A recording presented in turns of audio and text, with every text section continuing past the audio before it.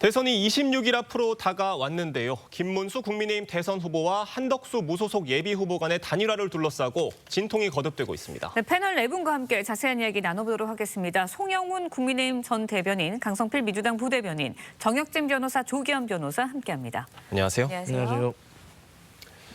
어제 한덕수 후보와의 독대 이후 김문수 후보 입장부터 들어보겠습니다.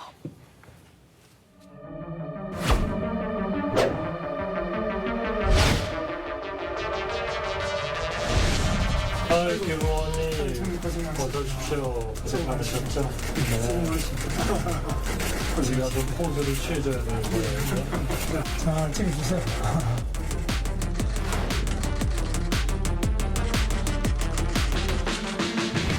본인은 당이 하자는 대로 하겠다. 이 말씀을 확보하고도 반복적으로 계속하셔서 의미 있는 그런 진척이 없었습니다.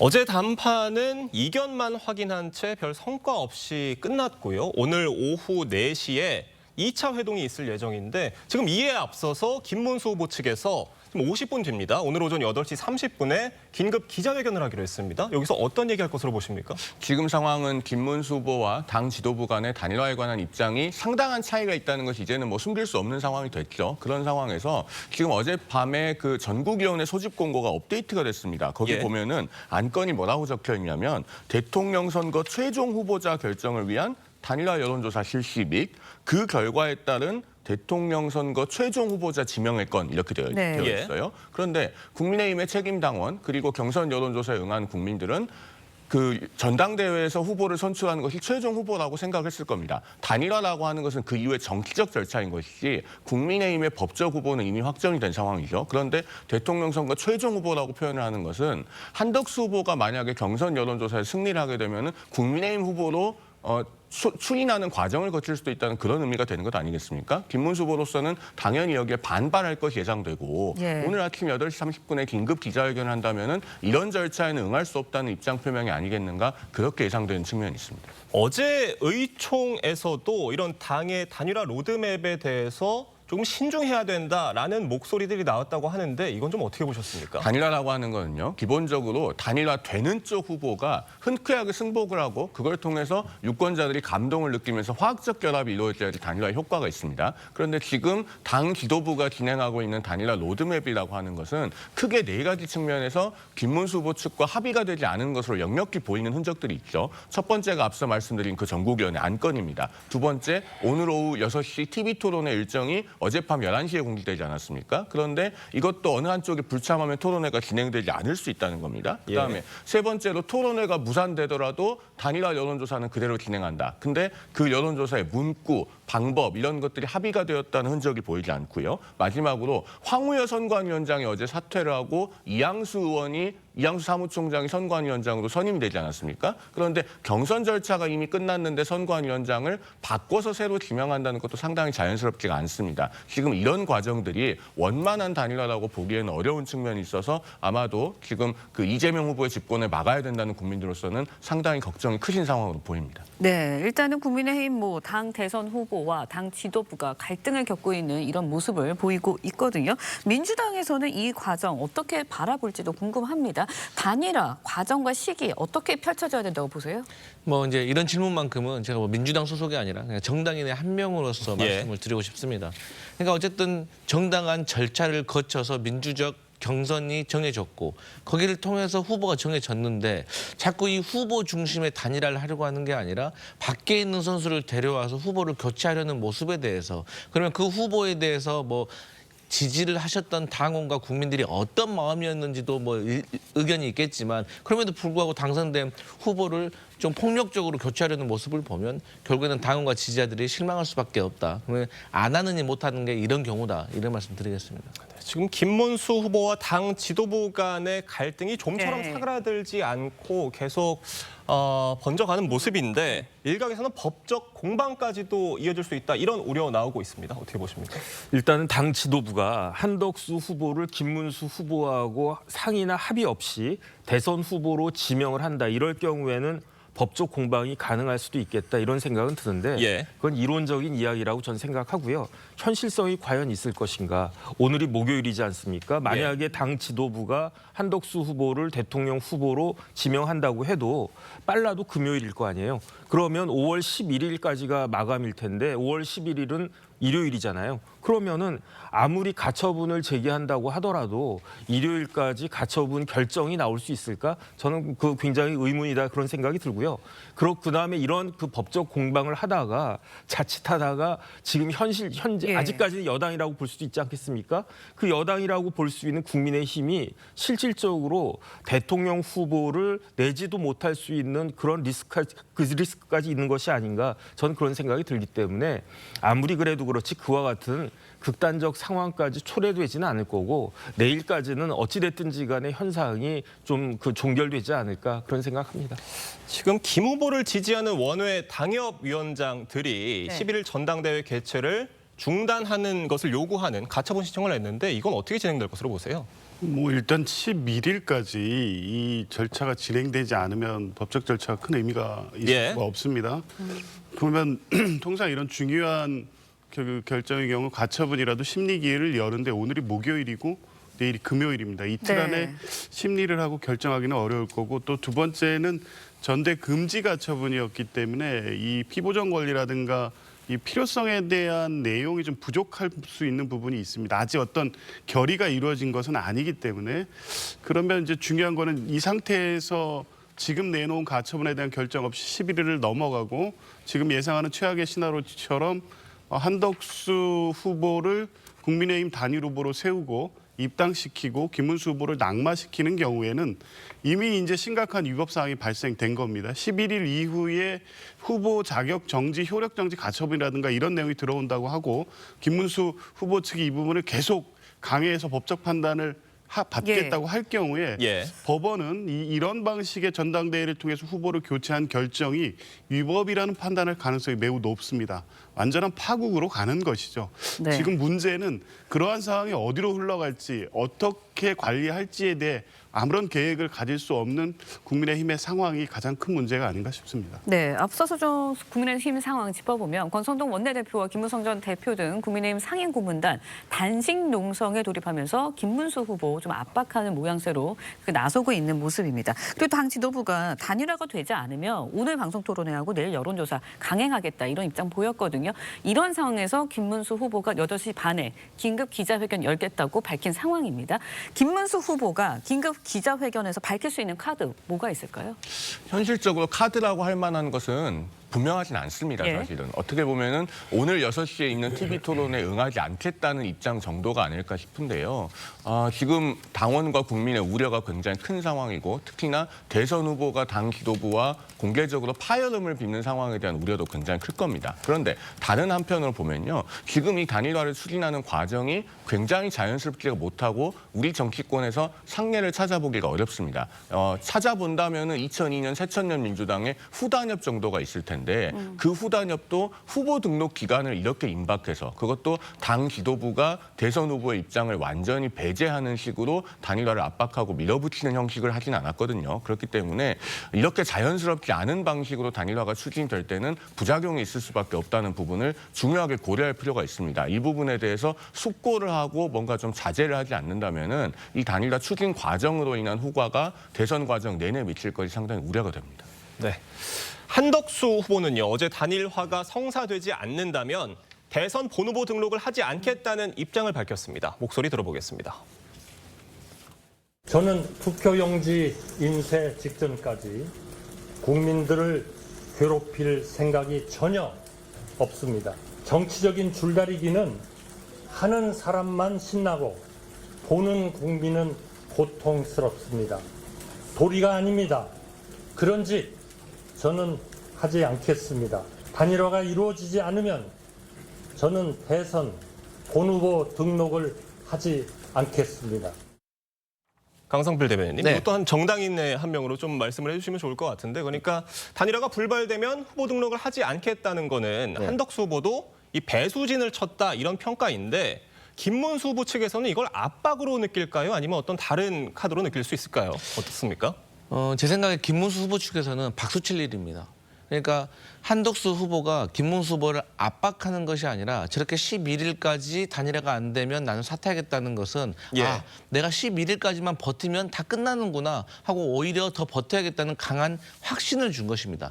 반대로 저는 국민의힘 지도부, 즉 한덕수 후보에 대해서 지금까지 출마를 권유했던 이런 지도부에 대해서는 압박이 될 것 같습니다. 예. 내가 지금 할 거 난 다 했어. 그러니까 빨리 11일까지 뭐 정리 안 되면 난 그냥 사퇴할 거야, 떠날 거야 라고 했기 때문에 이 판을 기획한 사람들에게는 압박으로 느껴질지 모르겠지만 저는 김문수 후보 측에게는 오히려 쾌재다. 오히려 11일까지만 버티면 내가 이긴다라는 강한 확신을 준 것이기 때문에 저는 배수의 진을 좀 방향을 잘못 친 것이 아닌가 그런 생각이 듭니다. 네, 한덕수 후보 배수의 진을 치는 그런 입장을 발표를 했거든요. 여기에 대해서 이제 김문수 후보 측에서는 유리한 입장을 보여준 거다라는 말씀을 해주셨는데 정혁진 변호사님이 보시기에는 어저께 한덕수 후보의 그 입장 어떻게 들으셨어요? 일단은 한덕수 후보는요 4가지가 없습니다. 뭐가 없냐면 첫 번째로 경험이 없어요. 한덕수 후보가 커리어는 굉장히 화려하지만 그 커리어는 모두가 다 관료로서의 커리어란 말이에요. 선거는 아마 처음 치러보시지 않을까 저는 그런 생각하고요. 네. 두 번째로는 조직도 없지 않습니까? 조직이 있는 것 같이 보여도 그래도 한덕수 후보의 개인적인 조직이라고 할 수 있는 건 없는 거고 더군다나 무소속 후보니까 거기에다가 현실적으로 자금도 지금 없는 거 아니겠습니까? 그 대통령 선거가 뭐 한두 푼으로 치러질 수 있는 것도 아니고 국회의원 선거하는 것도 아니고 대선인데 네. 그 어마어마한 자금을 조달할 수 있는 방법도 없고요. 마지막으로 명분도 없지 않습니까? 어찌됐든지 간에 당에 의해서 공식적으로 경선을 통해서 선출된 후보는 아무리 김문수 후보가 본인의 말을 좀 시건했다라고 보여져도 그래도 법적으로는 그다음에 정치적으로는 그 김문수 후보가 국민의힘의 정식 그 당 후보니까 그러니까 또 명분도 없다 이렇게 볼 수밖에 없고 그렇기 때문에 대승적 차원에서 김문수 후보와 어떤 결정적인 뭔가가 일어나기 전까지는 만약에 시간이 흘러간다라고 하면 그러면 아마 그 한덕수 후보가 제가 보기에도 계속적으로 대통령 후보직에 나설 수 있는 그러한 그 동력은 예. 상실될 가능성이 높지 않나 그런 생각 듭니다. 조기현 위원장님 어떻게 보십니까? 그러니까 한덕수 후보의 배수진 전략, 한덕수 후보에게 어떻게 작용할 것으로 보세요? 뭐 이제는 다른 선택지가 없어졌죠. 그러니까 한덕수 대행 같은 경우에는 이 판을 지금까지 여기 온 게 본인의 결단에 의해서 끌고 온 판이 아닙니다. 뒤에서 이 상황을 만드는 국민의힘 지도부라고 볼 수 있겠죠. 그리고 일부 의원들이 사실상 뭐 이렇게 좀 심한 말로 표현하면 장기판에 말처럼 갖다 놓고 이리저리 상황을 이렇게 만들어 온 겁니다. 그러면 거기에서 본인의 어떤 결단처럼 5월 11일을 배수진을 쳤지만 예. 그것은 이런 상황을 만들어 온 당신들이 이 문제를 5월 11일까지 해결해서 나를 후보로 만들어주지 않으면 나는 출마를 못한다. 이 얘기 아니겠습니까? 그리고 실제 그런 상황에서는 뭐 무소속 출마까지 강행하면서 본인이 어떤 대선 후보의 뜻을 펼칠 가능성은 완전히 없습니다. 원래 그런 분이었기 때문에 5월 11일까지도 결국 지금 이 상황을 만들어 놓고 본인을 대선 후보로 끌어올리려는 분들에게 맡겼으니까 알아서 해달라. 이런 태도로 보이는 것이죠. 그러니까 혹시 만에 하나라도 이게 성공한다고 하더라도 이 과정에서 보인 이런 모습 때문에 본선에서 국민들이 차기 대선 후보로서 대통령으로서 그렇게 받아들일 수 있을까? 저는 이 과정 자체를 국민들께서 보고 계시다는 생각은 지금 전혀 안 하는 것 같습니다. 네, 단일화를 둘러싸고 전례 없는 진통 계속 이어지고 있습니다. 그렇다 보니까 말씀 주신 것처럼 성사가 되더라도 단일화 효과 기대할 수 있는 상황이겠냐 이런 우려도 나오고 있거든요. 제가 앞서 말씀드린 부분이 바로 그겁니다. 단일화라고 하는 것은 매끄럽게 진행이 되면서 그 결과에 의해서 단일화되는 쪽에 흔쾌한 승복을 요합니다. 그래야지 그 지지자들도 화학적 결합이 돼서 단일화의 시너지 효과가 나는 것이거든요. 그런데 지금 상황은 오히려 파열음만 크게 나는 것처럼 비춰져서 그런 시너지 효과를 기대하기 어려울 뿐더러 사실은 단일화라고 표현을 하지만은 만약에 한덕수 예비후보가 그런 여론조사에 승리한다고 하더라도 그 한덕수 예비후보를 국민의힘 후보로 선정하는 것이 법적으로 가능할 수 것조차 의문입니다. 앞서 두 분은 그 가처분이 받아들여질 가능성이 회의적이다라는 의견도 주셨는데 예. 저는 좀 다르게 보는 것이 이렇게 피보전 권리가 굉장히 중대하고 대통령 선거는 5년 만에 한 번씩 있는 것 아니겠습니까? 그리고 보전의 필요성이 급박하게 클 때는 법원이 가처분 결정을 하루 만에 내주는 사례도 있습니다. 그리고 급박할 때는 토요일에도 결정을 해요. 그렇기 때문에 과연 한덕수 예비 후보로 후보를 교체하려는 시도가 성공할 수 있을지 저는 법적으로도 대단히 의문이고 설령 그것이 운 좋게 법적으로 성공한다고 하더라도 정치적으로 시너지 효과를 내기는 이미 어려운 상황이다. 그렇기 때문에 당 지도부가 현 상황을 다시 한번 돌아볼 필요가 있다고 생각합니다. 네. 저희가 이 시점에서 전화 연결을 한번 하고 다시 예. 토크 이어가도록 하겠습니다. 앞서 전해드린 대로 국민의힘 김문수 후보와 한덕수 무소속 예비 후보가 어제 저녁 단일화 문제를 논의했지만 성과 없이 끝난 상황입니다. 어떤 상황이었던 건지 이 새누리당 대표를 지낸 이정현 한덕수 대선 예비 후보 캠프 대변인 연결해서 자세한 얘기 나눠보겠습니다. 대변인님 나와 계십니까? 네, 안녕하십니까. 네, 안녕하십니까. 이정현입니다. 네, 어제 두 후보께서 1시간 넘게 그러니까 75분 동안 회동을 가지셨지만 요약을 해보자면 서로 간의 입장차만 확인하고 끝났던 자리였던 것 같습니다. 이 후보님께서 전에 들으신 어제 회동 분위기는 어땠습니까? 사실은 지금 여러 차례 만나자고 하다 4일 만에 후보로 확정된 지 4일 만에 뵀거든요. 예. 저는 진전이라고 봅니다. 그저께 상황과 어저께 상황 전부 다 조금씩 앞으로 나가고 있고 저는 오늘 또 굉장히 많은 진전이 있으리라고 봅니다. 어저께는 만나서 서로 간에 그동안 입장을 좀 들어보는 그런 정도였고 사실 단일화라고 하는 거 과거 사례를 보면요. 몇 달씩 해야 될 일이거든요. 지금 몇 주도 아니고 며칠 만에 이루어지다가 보니까 다소 국민들 보기에는 좀 답답한 그런 점이 있지만 저는 두 사람의 의지, 단일화에 대한 의지가 워낙 강하고 지지자, 국민들 중에서도 우리를 지지하는 사람들의 굉장히 단일화에 대한 열망이 크기 때문에 저는 그런 걸 받아서 극적으로 이루어질 수 있을 거라고 봅니다. 예, 그러니까 짧은 시간 안에 단일화를 하려다 보니 진통은 불가피한 측면이 있고 어제의 만남은 어찌됐건 진전이 있었다라고 평가를 해주셨는데 저는 만남 자체에 굉장히 예. 진전이 있다고 봅니다. 네, 김문수 후보께서 조금 전에 발표를 해주셨는데 오늘 오전 8시 30분입니다. 조금 뒤인데 긴급 기자회견 하시기로 하셨거든요. 어떤 얘기할 것으로 예상하십니까? 글쎄요. 저희들은 전혀 파악이 안 되고 있습니다. 뭐 어떤 단일화 관련해서 입장을 내실 걸로는 당연히 예상이 되는데 당에서 이제 제안했던 단일화 로드맵에 대한 입장이 나올지도 주목이 되거든요. 김 후보께서 이와 관련해서는 좀 어떤 말씀하실 것으로 예상을 하세요?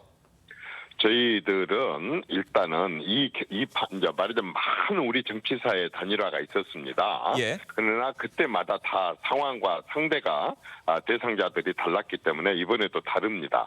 이번에 같은 경우는 국민의힘과 국민의 후보 그리고 무소속의 한덕수 후보 간의 단일화입니다. 따라서 우리는 당과 당 후보 사이에 이루어진 것에 대해서 무소속 후보가 이렇게 저렇게 관여할 수도 없고 개입할 수도 없습니다. 그건 당과 당 후보의 문제입니다. 그렇게 해서 결정된 안들에 대해서 우리는 단일화의 방식이나 절차나 어떤 형식도 당에서 결정해갖고 오면 그것에 다 존중하고 따르겠다. 우리가 어떤 의견도 따로 내지 않고 따르겠다라고 하는 것을 수차에 걸쳐서 또 처음부터 지금까지 변함없이 얘기를 하고 있기 때문에 예.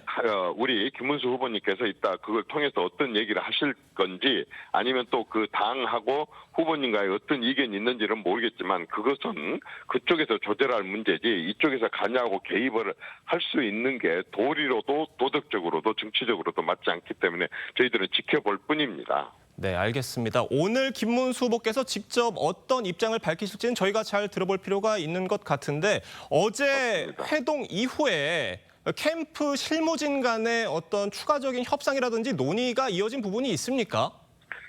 네, 어제는 사실상 제가 이제 그 두 분이 만났기 때문에 사실 내용을 깊이 모릅니다. 예. 그래서 우리 한덕수 후보께 마치자마자 여쭤봤습니다. 다시 만납니까? 그랬더니 아니 그런 얘기는 없었습니다. 그러더라고요. 그랬는데 아까 방금 말씀하신 대로 이후에 아주 밤늦게 그쪽에서 보도 자료를 통해서 오늘 4시에 다시 만나자. 라고 제안을 왔습니다. 저희들은 오케이, 너무 좋습니다.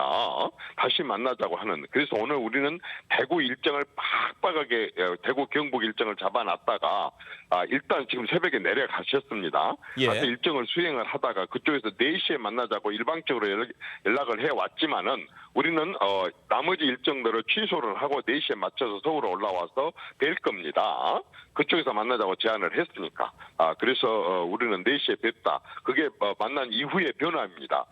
그 자리에서는 다시 보자라는 말들이 없었었지만은 그 뒤에 이렇게 진전이고 변하고 이런 것들이 하나씩 앞으로 나가고 있다고 보고 희망의 불씨가 있다고 봅니다. 특히 우리 김문수 후보님은 예. 저 평생을 두고 애국을 생각을 하고 살아오셨습니다. 지금 이 상황도 국가나 국민, 청년들의 미래를 위해서 단일화를 하고 단일화를 해야 된 이유는 승리를 해가지고 뭔가 정치를 바꿔서 경제나 사회를 바꾸자라고 하는 한덕수 후보의 생각에 김문수 후보도 전적으로 동의하고 그래서 본인이 선거 기간 내내 김덕수라고 얘기를 하면서 끝나자마자 단일화를 하겠다라고 추진을 하겠다라고 했기 때문에 저희는 그 진정성을 믿고 또 그분의 약속, 국민들 약속, 또 지지자들의 약속을 믿고 저희들은 비록 시간이 얼마 없지만 여러 가지 방법을 통해서 꼭 단일화를 이루고자 합니다.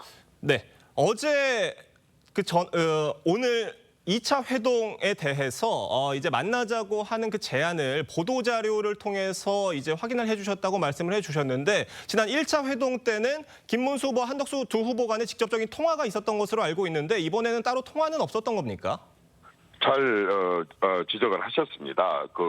말하자면 당선된 날, 후보로 확정된 날 후보가 직접 저 옆에 있었습니다만 전화해서 빠른 시일에 만나자라고 했고 김문수 후보님께서 네. 라고 분명히 얘기를 하셨고 그 뒤에 또 5월 5일 날 조계사에서 뵀을 때 그날도 이제 여러 번 이렇게 서로 마주친 적이 있었었는데 3차례에 걸쳐서 후보가 후보에게 직접 뵙자라고 했고 예라고 했습니다. 그리고 나서 그게 이제 어제 7일 날 회동이 성사가 돼서 김문수 후보께서 그렇게 하자라고 해갖고 만났었습니다. 그런데 이제 오늘 만나면 한번 만나서 임으로 와서 그런지는 모르겠지만 후보 대 후보 간의 전화는 없었습니다.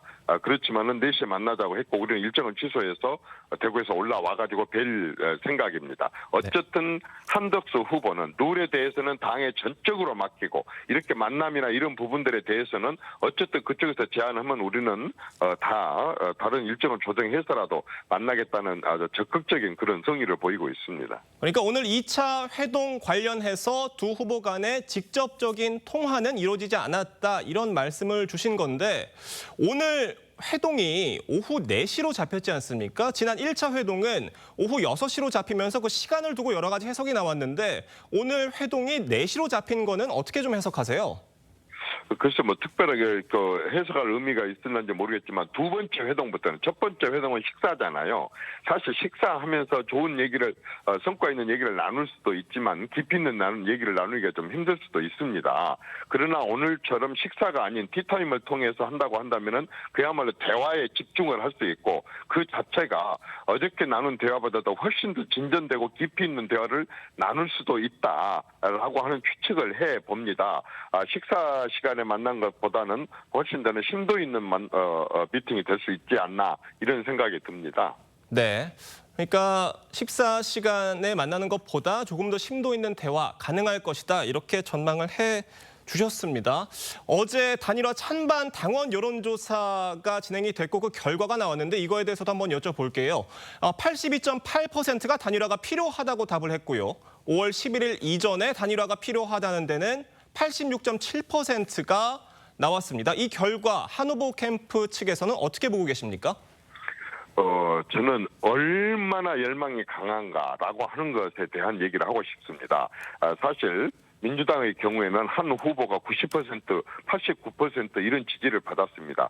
좋아 보이기는 하지만 그건 당의 다양성과 다원성이 과연 있는 것인가라고 하는 의심을 하게 합니다. 그런데 이 경우는 누구를 지지하고 말고를 떠나서 단일화에 대한 82%, 83%, 심지어는 또 86%까지 이렇게 나온 것을 본다고 한다면 지지자들과 또 단일화가 돼가지고 우리 당 쪽을 지지하기를 바라는 그런 일반 국민들의 열망이 정말 하늘을 찌를 것 같다는 그런 생각이 듭니다. 다른 한편으로 얘기하면 이러한 단일화의 열망과 요구를 외면했을 때 받을 수 있는 정말 그 비난과 그 화살을 어떻게 피할 수 있을 것인가. 무지막지하게 책임감을 후보 측, 양 두 후보 측에 대한 이 단일화에 대한 책임감 또는 단일화에 대한 어떤 그 열망을 받아들이는 그런 강도가 이번 여론조사 결과로 굉장히 크게 그 어떤 압력, 압박의 효과가 있을 수도 있을 거라고 생각을 합니다. 예. 이런 정도라 그런다면요. 정치하는 사람들은 이유야를 막론하고 내유 분리를 떠나서 받아들여야 됩니다. 51% 당선되거나 세표 차이로도 당선돼 갖고라도 하는데 이렇게 83%, 86%라고 하는 것은요. 정말 이것은 외면했다가는 정말 큰 일을 당하게 됩니다. 이거 우리가 한 사례가 있지 않습니까? 그렇게 국민들이 열망을 했고 60항쟁을 해가지고 했는데 예. 김대중, 김영삼, YSTJ가 단일화를 못해가지고 다른 쪽에다 승리를 넘겨줬습니다. 돌아가신 뒤에도 그 부분에 대해서는 지금도 비난을 받고 있습니다. 그럴 정도 상태이기 때문에 아까 83, 86이라고 하는 이런 그 단일화에 대한 국민의 열망 예. 이 부분에 대해서는 두 후보가 굉장히 이것에 대해서 무겁게 받아들여야 된다고 생각합니다. 네, 이런 상황에서 어제 한덕수 후보가 단일화가 11일 전에 이루어지지 않는다면 본 후보에 등록하지 않겠다라고 말씀을 해주셨잖아요. 그런데 오늘 2차 회동에서도 어떤 단일화에 대한 합의점을 찾지 못한다면 그 이후에 한 후보 측의 전략은 어떻게 되는 겁니까? 어쨌든 뭐 오늘이 지금 8일입니다. 오늘 하루 다 또 9일. 저는 최소한도 10일까지는 한 후보가 이 부분에 대해서 우리는 끊임없이 노력을 할 겁니다. 아까처럼 그렇게 많은 열망이 단일화를 국민들이 바라건다고 한다면 정치가 국민들의 지지 없이 한 발자국이라도 나갈 수 있고 자기가 할 수 있는 일이 뭐가 있겠습니까? 그렇다고 한다면 우리는 지금 남은 이틀은 뭐 평상시에 20일 이상으로 보고 저희들은 최선을 다해서 어쨌든 당에서 내려준 그런 결정에 따를 것이고 또 김 후보 측에다가도 같이 단일화를 위한 노력에 대해서 끊임없이 제안하고 이렇게 해가지고 극적으로라도 드라마틱하게라도 저희들은 그 성사를 이루고자 합니다. 우리는 그 아까 11일 얘기한 것은 진짜 배수진입니다. 배수진이고 절대로 국민 그의 열망을 외면하지 않겠다. 우리가 정했던 단일화는 대선에 승리하기 위한 것이고 대선에 승리하려고 하는 것은 정치를 바꿔서 그야말로 개헌을 통해서 그야말로 우리는 경제 위기, 사회 위기를 반드시 극복하겠다고는 의지의 그 표현이었었으니까 11일까지는 반드시 이루도록 하려고 하는 아주 강한 의지의 표현 또 그렇게 보셨으면 좋겠습니다. 알겠습니다, 대변인님. 오늘 시간 관계상 전화 연결은 여기서 마무리를 하고요. 이따 8시 30분에 진행되는 김문수 후보 즉 긴급 기자회견 잘 들어보도록 하겠습니다. 오늘 말씀 잘 들었습니다. 네, 고맙습니다. 감사합니다. 네, 송영훈 대변인님. 전화 연결 지금 이정현 대변인과 전화 연결을 해봤는데 일단 김문수 후보의 긴급 기자회견 내용은 저희가 이따가 잘 지켜봐야 될 것 같고요. 일단 한 후보 측에서는 오늘 2차 회동에서 어떻게든 합의점이 있을 것이다라고 예측을 하고 있는 것 같습니다. 어떻게 보십니까? 상황으로 봤을 때는 무소속 한덕수 예비후보 측의 희망사항이 될 가능성이 높죠. 지금 상황의 가장 본질적인 문제는요. 무소속 한덕수 예비후보가 정당 민주주의의 기본이라고 할 수 있는 경선 절차를 우회했는데 그것에 대한 납득할 만한 답이 아직까지 없는 것입니다. 비유하자면요. 전교회장 선거를 하는데 반에서 나가겠다는 학생들이 여러 명이어서 그 반 학생들끼리 누구를 대표로 전교회장 선거에 내보낼 것인지를 뽑았습니다. 그런데 담임 선생님이 A라고 하는 학생이 저쪽 학교에서 전학을 온다고 한다. 아직 전 학생이 학교에 오지도 않았습니다. 그런데 온다고 하니 지금 뽑힌 학생은 이 A라고 하는 전학 예정 학생과 다시 한번 겨뤄라라고 하는 상황인 것이죠. 그 뽑힌 학생이 쉽게 수긍할 수 있겠습니까? 그리고 짧게 덧붙이면 그 어제 실시된 당원 여론조사 결과 18만 2,256명이 후보 등록 전까지 단일화를 하는 것이 바람직하다고 응답을 했는데 이것은 전체 경선 선거인단 책임당원의 23.8%밖에 안 되고요. 결선 투표 때 투표했던 책임당원의 45.3%. 그러니까 과반이 채 되지 않는다라는 점을 덧붙여서 말씀드립니다. 알겠습니다. 강성필 대변인님은 방금 전화 연결 어떻게 들으셨습니까?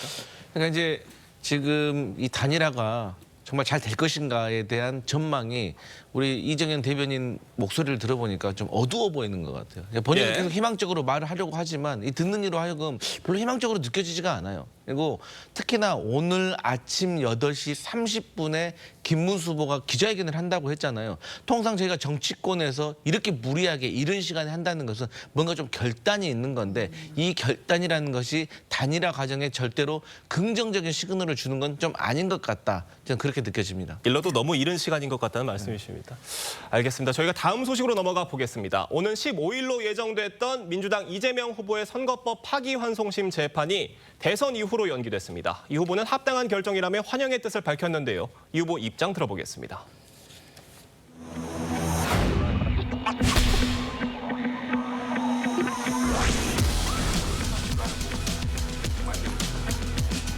국민들의 주권 행사에 방해가 되지 않도록 법원이 이 헌법 정신에 따라서 당연히 해야 될 합당한 결정을 했다고 생각합니다.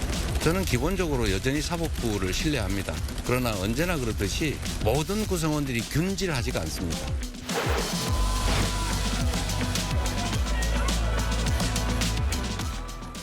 이재명 후보가 그제까지는 본인의 처지를 어떤 조봉암 선생과 김대중 전 대통령에 비유를 하면서 사법살인을 당할 위기에 처해 있다고 얘기를 했었는데 어제는 다시 재판부를 존중한다고 얘기를 했습니다. 이런 이재명 대표의 반응과 함께 어제 사법부의 결정까지 평가를 좀 해주신다면요? 글쎄요, 그 이재명 후보에 대한 대법원의 파기환송심 그 선고가 5월 1일에 나왔습니다. 예. 그런데 그 다음 날인 5월 2일에 그 환송심인 서울고등법원에 접수가 된 게 5월 2일이에요. 그 다음에 서울고등법원 재판부가 5월 15일로 공판기일을 지정을 했었는데 어제였죠, 5월 7일. 예. 그 공판기일 변경 신청이 먼저 이재명 후보 측에서 들어갔고요. 이거를 수용해가지고 어제 6월 18일로 공판기일이 변경이 됐는데 이재명 후보에 대한 재판이 왜 이렇게 빨리 됐었어야 됐는가? 왜냐하면 이재명 후보가 만약에 유죄가 나온다라고 하면 100만 원 이상의 벌금형이 나온다라고 하면 피선거권 자체가 박탈이 되는 것이기 때문에 예. 그러니까 만약에 피선거권 자체가 박탈이 된다라고 하면은 우리 국민들은 뽑아서는 안 될 사람을 뽑는 그런 황당한 결과가 되지 않겠습니까? 그러니까 피선거권이 있는지 여부를 법원에서 삼권 분립의 원칙에 따라서 결정을 해야 된다. 이게 지금까지의 모든 그 이유였는데 그럼에도 불구하고 지금 현실적으로는 그렇게 되지 않지 않습니까? 그러니까 객관적으로 이재명 후보에 대한 그 최종적인 예. 그 대법원 판결 제3고심까지 그 6월 3일 대선 전까지 나올 확률은 없는 거고요. 그다음에 그 만약에 민주당 쪽으로 그 정권이 교체가 되면 이런저런 법 개정을 통해서 아무리 지금 무슨 행동을 해봤자 의미가 없는 것이다라고 볼 수밖에 없기 때문에 서울고등법원 재판부에서는 그냥 고육지책으로 이렇게 할 수밖에 없었던 것이라는 생각이 들고 이것이 올바른 것인지 여부를 떠나기 전에 떠나서 과연 이 고등법원 재판부에 누가 돌을 던질 수 있겠는가 저는 그냥 개인적으로 그런 생각이 들었습니다. 네, 강성필 대변인님께 여쭤볼게요. 네. 일단 상권 분립 침해 아니냐 이런 지적해 주셨거든요. 이 부분에 대해서 민주당에서는 어떻게 보고 계세요? 근데 제 민주당 입장에서는 대법원이 먼저 상권 분립을 침해했다고 보는 거죠. 그러니까 대법원에서 이재명 후보에 대한 파기 환송에 대해서 결론을 내리면서 뭐라고 했냐. 유력한 대선 후보의 불확실성을 제거하기 위해서다라고 말씀을 하셨어요. 그런데 결과적으로 이게 제거가 된 게 아니라고 저희는 생각을 하고 오히려 헌법 116조에 있는 선거운동은 균등한 기회가 보장돼야 된다는 이 헌법 원칙에 저희는 위배가 된다고 생각을 하는 네. 거예요. 그러니까 이러한 결과 이후에 아무런 불확실성이 제거되지 않고 오히려 혼란이 가중되었고 또 100만 명 가까운 당원과 국민이 선택해준 투표를 통해서 선택해준 이재명 후보가 선거운동을 하는데 이건 침해받은 거예요. 어떤 그 후보 같은 경우는 선거운동을 할 때 이재명 후보는 공식 선거운동 동안 5번이나 재판을 받으러 가야 되는 이 모습들을 보면서 네거티브 아이템으로 제공될 수가 있는 것이거든요. 예. 그렇기 때문에 저희는 늦었지만 저희는 대법원이 이 판결을 연기한 거에 대해서 법원이 판결을 연기한 거에 대해서 환영한다 이런 입장입니다. 조기현 부위원장님, 그러니까 이번 연기 결정에 대해서 민주당의 재판부 탄핵 압박이 있고 나니까 재판부가 이것에 대해 굴복한 거다라는 평가도 나오고 있습니다. 이 평가는 어떻게 들으십니까? 저는 대법원이 그 민주당이 이 5월 1일 이 대법원 파기환송 결정을 했을 때의 이 반응이라든가 이런 걸 걱정했다면 그런 선고 자체를 하지 않았을 것으로 봅니다. 이 파기환송 결정을 할 때에는 이미 어제 서울중앙지법 부장판사가 공개적인 글로 입장을 밝혔던 것처럼 이재명 후보의 후보 자격을 박탈하거나 적어도 선거에 영향을 미쳐서 낙선시키려는 목적이 분명했다고 보여지기 때문에요. 이제 그런 부분을 고려해서 또 그거에 따른 민주당의 비판 때문에 다시 이게 잘못된 판단이었구나라고 예. 걷어들인 게 아닙니다. 간과한 게 있습니다. 국민들의 분노와 저항이었던 거죠. 지금 100만 명이 이틀 만에 대법원 대법관들의 로고 기록을 공개하라고 하고 있습니다. 그것이 그냥 기록을 받느냐 안 받느냐 이걸 한번 살펴보겠다는 게 아닙니다. 잘못된 결정에 대해서 분노하고 있는 민심이고요. 서초동에 매일 집회가 열리고 있습니다. 예. 결정적으로 법원 내부에서 판사들이 적극적으로 입장을 밝히고 있습니다. 이 반이재명 정치투쟁의 선봉자이라는 입장까지 나왔습니다. 이 결정에 대해서는 사법부의 이 독립을 지키려는 국민적 움직임, 법원 내부의 움직임에 의해서 어쩔 수 없이 대법원이 또 서울고등법원이 물러선 것이지 민주당의 어떤 압박에 의해서 그런 결정을 했다. 동의하기 어렵습니다. 네, 민주당의 압박에 의해서 그런 결정한 건 아니다. 동의하기 없다라는 입장이거든요. 송영은 변호사님께 여쭤볼게요. 이 입장에 대해서는 어떻게 들으셨어요? 제가 봤을 때는요. 어제 서울고등법원의 공판기일 변경은 사법 키역의 날이라고 기록될 만한 일이다. 저는 그렇게 생각합니다. 사실 법원에서요. 선거운동 기회를 보장하고 공정성 논란을 없애기 위해서라고 예. 이유를 밝혔는데 공판기일을 지정할 당시에도 5월 15일은 선거운동 기간 내에 들어있었습니다. 예. 그리고 이재명 후보는 민주당 후보로 선출된 상태였죠. 그런데 공판기일 변경하는 결정을 내리기 사이에 어떤 일이 있었습니까? 민주당에서 공개적으로 5월 10일까지 모든 공판기일 변경해라. 그렇지 않으면 대법원장 탄핵을 비롯해서 각종의 수단을 불사하겠다는 입장을 공공연히 밝혔습니다. 그것은 이미 공판기일을 지정해놓은 개별 재판부들을 구체적으로 협박한 것이나 다름이 없어요. 그런 상황에서 공판기일을 변경했기 때문에 이것은 정말로 법원이 거대 정당의 압력에 굴복했다 이렇게 비춰질 수밖에 없는 것이고 지금 민주당은 형사소송법을 공공연히 개정하겠다고 하고 있지 않습니까? 그러면 그 법이 통과되고 공포되면 재판을 못합니다. 법원이 재판을 포기한다면 존재의 이유도 포기한 것이다. 저는 그렇게 말씀드리지 않을 수가 없습니다. 네, 정혁진 변호사님께 여쭤볼게요. 지금 짚어주셨지만 대통령 당선 때 공판 절차 정지하도록 한 형사소송법 개정안 민주당 주도로 법사위를 통과했습니다. 이 후보가 이제 대통령이 되고 나서 이 법이 최종적으로 확정이 되면 5개 재판 받고 있는 거 모두 중단이 돼야 되는 건가요? 그렇죠. 법률 해석의 기준이 있거든요. 첫 번째는 학설이 있습니다. 그래서 다수설도 있고 소수설도 있고 뭐 절충설도 있고 이렇게 되어 있는데 예. 학설보다 더 강력한 게 뭐냐면은 판례거든요. 결국은 분쟁이 있으면 법원으로 가는데 예. 그 법원은 대법원의 판례에 의해 가지고 판단을 하기 때문에 그런데 판례보다도 더 우선하는 게 뭐냐면 법 규정이거든요. 우리나라 헌법 84조에 대통령은 소추되지 않는다 이렇게 되어 있는데 다수설은 누가 뭐라고 해도 소추는 기소다 이렇게 생각하고 있어요. 저도 그렇게 생각을 합니다. 왜 그런가? 우리나라에서 헌법과 관련된 가장 권위 있는 그 책이 어떤 책이냐면 헌법주석서거든요. 제가 헌법주석서 찾아보니까 소추는 기소다 이렇게 되어 있어요. 하지만 만약에 형사소송법이든 법원조직법이든 무슨 법이든지 간에 개정해가지고 대통령은 재임 기간 중에 어떠한 재판도 받지 않는다. 기존의 재판이든 새로 생기는 재판이든 내란죄와 외환죄 빼고는 이렇게 딱 규정을 해버리면은 그럼 학설이 아무런 의미가 없어요. 제가 기사를 보니까 법무부에서 뭐 대통령직이 범죄 도피처로 전락할 수 있다 이런 의견을 냈다라고도 하는데 그래봤자 그건 법무부의 의견일 뿐이고요. 그 결국은 법이 개정이 되고 그 법이 통과가 되면 거기에 법원은 따를 수밖에 없을 것이다. 그렇게 볼 수밖에 없지 않나 싶습니다. 어제 공직선거법에서 행위 부분을 삭제하는 선거법 개정안도 민주당 주도로 처리가 됐습니다. 이 법안 처리를 두고 지금 국민의힘에서는 뭐 위인살법의 전형이다 이렇게 얘기를 하고 있고요. 법조계에서도 이 민주당 주도로 통과된 법안들을 보면은 특정인이 생각날 수밖에 없을 것 같다 이런 평가들이 나오고 있는데 지금 민주당에서는 그게 아니라는 거 아니겠습니까? 이재명 후보를 위한 법안 처리가 아니다, 개정안이 아니다라는 입장이에요. 강성필 대변인님 어떠십니까? 그러니까 뭐 국민의힘에서는 특정인이 생각난다라고 했는데 뭐 이재명 후보를 말씀하시는 것 같아요. 그러니까 이러한 계기로 인해서 잘못된 법이 개정되는 거라고 저는 생각을 해요. 그리고 역풍은 없을 겁니다. 왜냐하면 이것은 이재명 후보가 대선에 나가서 대통령이 되어서 그때 가서야 통과가 될 수 있는 법안이지 지금은 제가 국회에서 통과를 시켜도 거부권에 맡겨서 통과되지 않을 겁니다. 그럼 이재명 후보가 대통령이 됐다는 얘기는 국민들이 이 전반적인 상황에서 모두 인지하고 있는 상황에서 선택을 한 거기 때문에 저희는 역풍은 없고 여기에 대해서는 또 나중에 법적으로 잘못된 점이 있으면 헌법소원이라든가 법적 절차가 있기 때문에 저는 거기에 따르면 된다고 생각합니다. 네, 뭐 이재명 후보 이 부분도 좀 짚어보도록 하겠습니다. 이재명 후보 파기환송심 연기된 거 이걸 두고서 이제 사법부를 신뢰한다면서도 모든 구성원들이 균질하지 않다라고 말하기도 했거든요.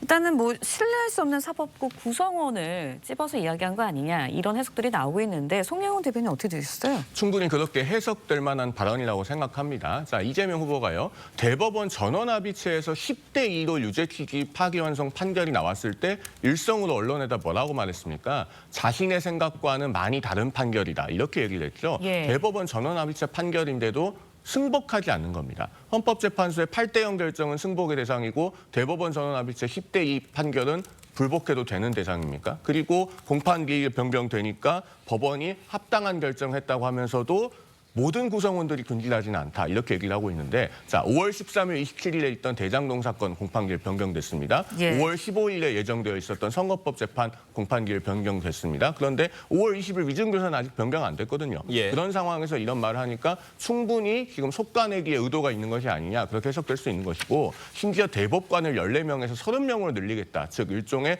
대법관 꽂아넣기를 하겠다라는 말까지 공공연하게 나오고 있는 상황이기 때문에 앞으로 이재명 시대가 열린다면은 사법부의 독립이 얼마나 훼손될 것인가 정말 우려를 금하지 않을 수가 없습니다. 알겠습니다. 저희가 정치권 소식 자세히 짚어봤고요. 잠시 뒤 오전 8시 30분에 김문수 후보 긴급 기자회견 라이브로 연결해 보도록 하겠습니다. 오늘 네. 네 분 말씀은 여기까지 듣도록 하겠습니다. 감사합니다. 고맙습니다.